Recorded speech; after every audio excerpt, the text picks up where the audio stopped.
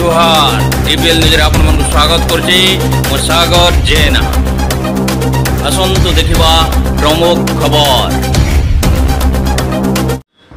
Bargarh Boriguma 26 number जातीय Rajpath डुंगुरीपाली block खुंटपाली ठारे रास्ता मझिरे खाल यातायात रे बाधाप्राप्त खाल रे पड़ी बाइक चालक और बड़ बड़ गाड़ी गुड़िक क्षतिग्रस्त होउछंती।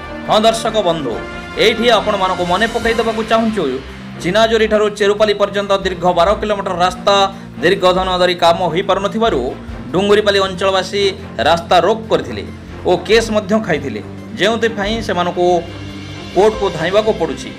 रास्ता रोक बेले प्रशासन कथा देइथिले खूब कम दिन भितर रास्ता काम हो जिवो किंतु रास्ता रोक बहुत दिन बीती जाइथिले मध्य ए पर्यंत एनएच काम सरी पारु नाही।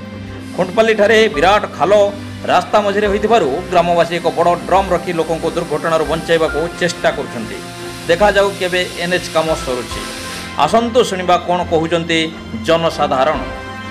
देखो नया एटा केंद्र सरकार 100 कोटी टका देकरी रास्ता लोकर सुविधा लगी चौड़ा करबार लगी एटा कले हेले एबे ठेकेदार आरो जेन एनएच जंत्री अजन एनएच स्टाफ अजन आर आमर जेन प्रशासन रामपुर तहसील अजे सेमानक लगी बोली लोग बहुत हैरान होजन।